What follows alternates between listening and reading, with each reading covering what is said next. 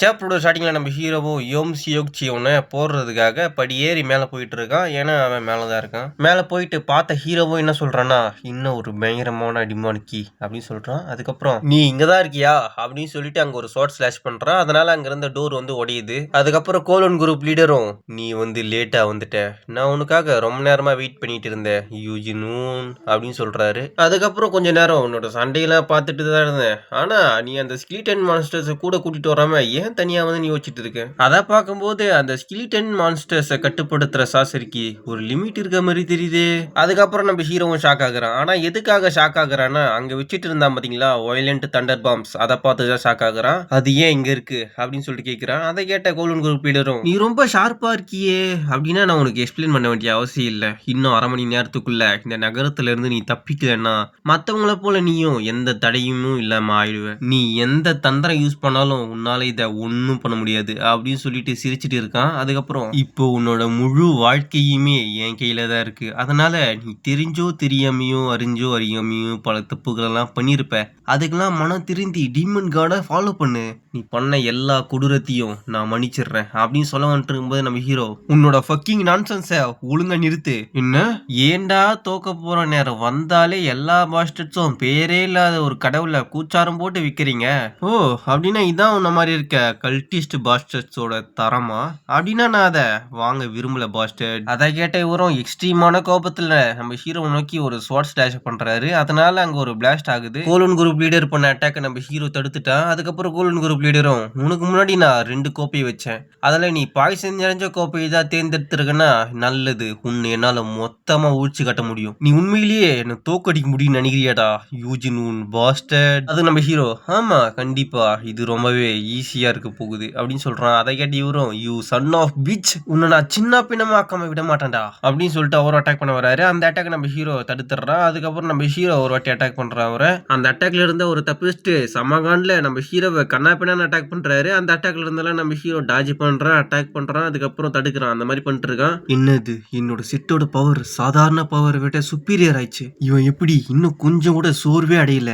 ஒருவேளை இந்த பாஸ்டர்ட் என் கூட சண்டை போட இன்னும் ஸ்ட்ராங் ஆயிட்டு இருக்கானோ அப்படின்னு நினைச்சிட்டு நம்ம ஹீரோவை கண்ணா பின்னான்னு அட்டாக் பண்ணிட்டு இருக்காரு. அந்த அட்டாக்ல நம்ம ஹீரோ சிம்பிளாவே தடுக்கிறான். அதுக்கப்புறம் இது கொஞ்சம் கூட அர்த்தமே இல்ல, அசனட் ஸ்டேஜ் அடைஞ்சவங்களுக்கு கூட இது சாத்தியமே இல்லையே அப்படின்னு சொல்லிட்டு கோலன் குரூப் லீடர் நினைச்சிட்டு இருக்கும்போது நம்ம ஹீரோவும் இட்ஸ் ஓவர் போன் ஸ்ட்ரோம் அப்படின்னு நம்ம ஹீரோ சொன்ன உடனே இவரும் ஷாக் ஆகுறாரு. என்னடான்னு பார்த்தா நம்ம ஹீரோ அவனோட எல்லா ஸ்ட்ராங்கான ஸ்கிலிட்டனையும் சமன் பண்ணியிருக்கான். அப்போ கோலன் குரூப் லீடரும் என்ன இது எக்ஸாக்டா அப்படின்னு சொல்லிட்டு மனசு நினைச்சிட்டு அப்படின்னு சொல்லிட்டு கத்துறாரு. அதுக்கப்புறம் மொத்த ஸ்கிலிட்டனுமே அவருக்கு ஸ்வாட் ஸ்லாஷ் போட்டு விடுங்க. அப்போ அவரோட ரைட் கை வந்து தனியா போகுது. அதுக்கப்புறம் அவரும் செமத்தியாடி வாங்கி மண்டி போட்டு காஞ்சி யூ பாஸ்டர்ட், நீ ஒரு கேடு கட்ட அயோக்கியன்டா அப்படின்னு சொல்லிட்டு சொல்றாரு நம்ம ஹீரோ கிட்ட. அதுக்கு நம்ம ஹீரோவும் தோத்த அப்புறம் ஏன் பலவீனமானவங்களாம் இதையே சொல்றீங்க, தேங்க்ஸ் உன்னாலதான் எனக்கு கொஞ்சம் டைம் கிடைச்சிச்சு, நான் அந்த சனியை முச்ச குண்டுகளை ஒழிச்சிட்டேன் அப்படின்னு சொல்றான். அதை கேட்ட கோலன் குரூப் லீடரோ ஷாக் ஆகிட்டு என்ன நினைக்கிறாருன்னா எப்ப இவன் இந்த வைலண்ட் தண்டர் பாம்ஸ் எடுத்தான் அப்படின்னு சொல்லிட்டு ஷாக்ல பார்த்துட்டு இருக்காரு. அதுக்கப்புறம் நம்ம ஹீரோ கிட்ட வரும் ஏன் இதெல்லாம் பண்ணிட்டு இருக்க, உன்னை யார் தான் இதை பண்ண சொல்லி தூண்டது, உனக்கு எனக்கு அப்படி என்னடா பாக்க.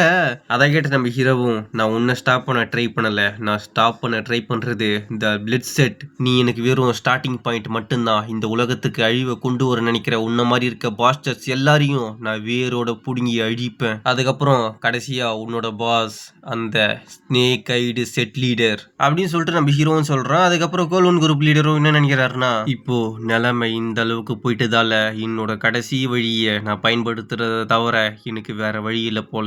யூஜின் ஊன் உன்னோட தலைய நான் எந்த விலை கொடுத்தாவது வாங்குவோண்டா அப்படின்னு அவரும் நினைக்கிறாரு. அதுக்கப்புறம் நம்ம ஹீரோவும் அது அப்படின்னு சொல்லிட்டு ஷாக் ஆகுறான். என்னடான்னு பார்த்தா கோலன் குரூப் லீடர் வந்து டிமானிக் பீஸ்ட் டிரான்ஸ்ஃபார்ம் ஆகுறாரு. அதை பார்த்து நம்ம ஹீரோவும் ஷாக் ஆகுறான். அதுக்கப்புறம் அவரும் பீஸ்ட் டிரான்ஸ்ஃபார்ம் ஆகி சிரிச்சிட்டு இருக்காரு. அவர் அப்படி என்னவா டிரான்ஸ்ஃபார்ம் ஆயிருக்காருன்னு சொல்லிட்டு சிஸ்டம்ல வருது 8 டிசாஸ்டர் எக்ஸிகியூஷனர் ஆஃப் ரெக்யூம் பேர்லாக் அப்படின்னு சொல்லிட்டு வருது. இப்போ இந்த மான்ஸ்டர் வந்து 8 டிமானிக் கிங்ஸ்ல ஒண்ணு. அதுக்கப்புறம் அதுவும் ஃபயர் அட்டாக் பண்ணுது. அங்க ஒரு திரும்பவும் பிளாஸ்ட் ஆகுது. அதுக்கப்புறம் நம்ம ஹீரோ அந்த அட்டாக்ல இருந்து டாஜ் பண்ணி அந்த மான்ஸ்டரை பாக்குறான். அந்த பால்ராக் மான்ஸ்டரும் சிரிச்சிட்டு இருக்கு. அதை பார்த்து நம்ம ஹீரோவும் என்ன நினைக்கிறானா அது 8 டிசாஸ்டர்ல ஒன்னான பால்ராக். நான் 8 டிசாஸ்டர்ல சிலதை ஃபேஸ் பண்ணியிருக்கேன். ஆனால் பால்ராக்ன்றது என்னோட முன்னாடி தலைமுறையில் வாழ்ந்த ஒரு ஜீவன். நான் இதெல்லாம் புத்தகத்தில் படித்தேன். ஆனால் அவனை எப்படி தோக்கடிக்கணும்லாம் எனக்கு தெரியாது. இது இன்ட்ரெஸ்டிங்காக இருக்கு, அட்டாக் பண்ண ஸ்டார்ட் பண்ணுங்க, அவனை போட்டு தள்ளுங்க அப்படின்னு நம்ம ஹீரோ சொன்ன உடனே பால்ராக் மாஸ்டர் ஸ்கிலிட்டன் சோல்ஜர்ஸ்லாம் அட்டாக் பண்ண போறாங்க. அட்டாக்கும் பண்றாங்க. ஆனா அந்த பேல்ராக் மாஸ்டருக்கு ஒண்ணும் ஆகல.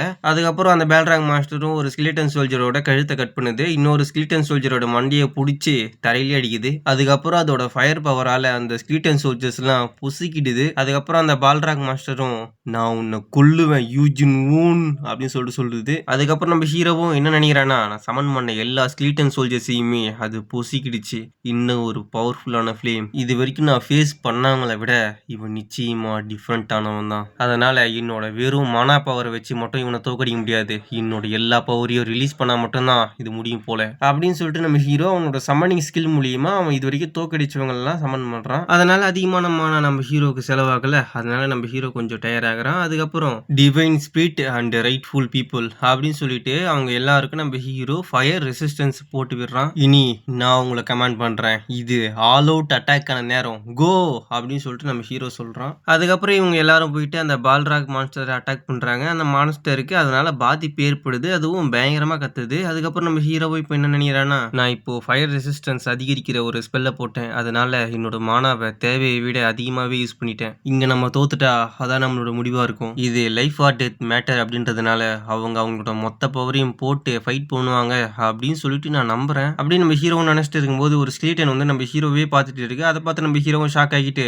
ஓல்டு மேன் அப்படின்னு சொல்றான். இந்த ஸ்கெலிட்டன் யாருன்னா பிரேக் அண்ட் கிளானோட முன்னோர் தான். இவர் வந்து நம்ம ஹீரோவை பார்த்து கவலைப்படுறாரு. அதை புரிஞ்சுக்கிட்ட நம்ம ஹீரோவும் ஐ ஆம் ஃபைன் ஓல்டு மேன் அப்படின்னு சொல்றான். அதுக்கப்புறம் சரி அப்படின்னா நம்மளும் களத்துல இறங்குவோம், அந்த மான்ஸ்டரை டிஸ்ட்ராய் பண்ணுவோம் அப்படின்னு சொல்றான். அதுக்கப்புறம் நம்ம ஹீரோவும் இப்போ களத்துல இறங்கிட்டான். இப்போ ரெட் கிளவுட் ஃபேஷன் லீடரும் நல்லா தான் சண்டை போட்டுன்னு இருக்காரு. அதுக்கப்புறம் இந்த கொடியை வச்சு இந்த பொண்ணு சண்டை போட்டுன்னு இருக்கு. அதெல்லாம் பார்த்து நம்ம ஹீரோவும் என்ன நினைக்கிறான்னா, குட், நம்ம இப்படியே அவனை புஷ் பண்ணிட்டு இருந்தா நம்ம கண்டிப்பா ஜெயிக்கிறதுக்கு சான்ஸ் இருக்கு. அதுக்கப்புறம் நம்ம ஹீரோவும் உன்னை பார்த்து பயங்கரமா ஷாக் ஆகுறான். என்னன்னா அந்த மான்ஸ்டர் வந்து செம்ம கண்டாயிட்டு அதோட வாயில இருந்து நெருப்பு கக்கி நம்ம ஹீரோவையும் நம்ம ஆளுங்களையும் அடிச்சு விட்டுருது. அதனால நம்ம ஹீரோவுக்கு செம்ம டேமேஜ் தான். நம்ம ஆளுங்க வந்து படுத்துட்டானுங்க. நான் என்கிட்ட இருக்க எல்லாத்தையும் கொடுத்து ஆல் அவுட் அட்டாக் பண்ணேன். ஆனாலும் என்னால இன்னும் அவனை தோக்கடிக்க முடியல. ஆனா என்னால இப்போ கிவ் அப் பண்ண முடியாது.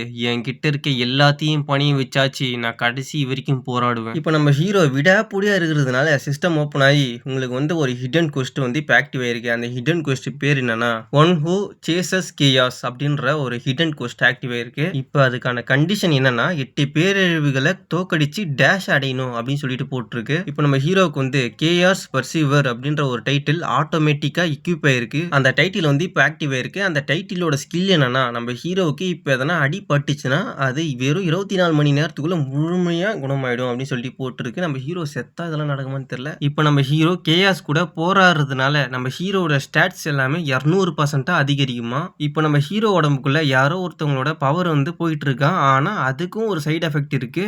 நம்ம ஹீரோவால இன்னும் கொஞ்ச நேரத்துக்கு நம்ம ஹீரோவோட எபிலிட்டிஸ் எதுவுமே யூஸ் பண்ண முடியாது. இப்போ நம்ம ஹீரோவால அவனோட எபிலிட்டிஸை இன்னும் கொஞ்ச நேரத்துக்கு யூஸ் பண்ண முடியாது. அதனால நம்ம ஹீரோவுக்கு பயங்கரமா வலி ஏற்படுது போல. அதுக்கப்புறம் நம்ம ஹீரோ என்ன சொல்றான்னா, என்னோட உடல் அதுக்கப்புறம் ஆன்மா மேல இருக்க என்னோட கட்டுப்பாடு வந்து கொஞ்சம் கொஞ்சமா மறைஞ்சிட்டு இருக்கு. என்னோட வில் பவர் ஒரு செகண்ட் கம்மியான கூட நான் மொத்தமா மறைஞ்சிருவோன்னு எனக்கு தோணுது.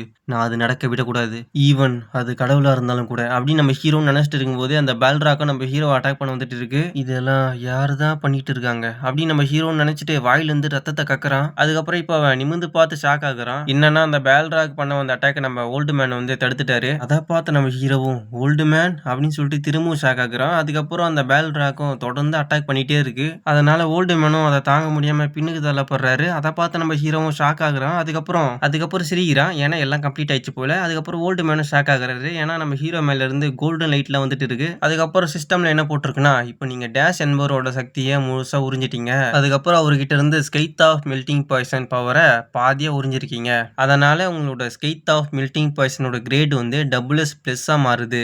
இப்போ என்னோட உடல் திரும்பவும் உருவான மாதிரி எனக்கு ஃபீல் ஆகுது. என்னோட எல்லா எனர்ஜிஸும் இப்போ ஒன்னா இணைஞ்சிருக்கு. என்னோட இன்மானா, என்னோட கீ சென்டர்ல இருக்க இன்னர் கீ, அதுக்கப்புறம் நேச்சுரல் பவர், இது மூணுமே இப்போ ஒன்னா சேர்ந்து எனக்கு ஸ்ட்ரென்த்தை கொடுக்குது. இதுக்கு முன்னாடி இது மூணுமே ஒன்னோட ஒண்ணு இணையாம ஒண்ணுக்கு ஒண்ணு தள்ளி விட்டுட்டே இருக்கும். ஆனா இப்போ அப்படி இல்லை.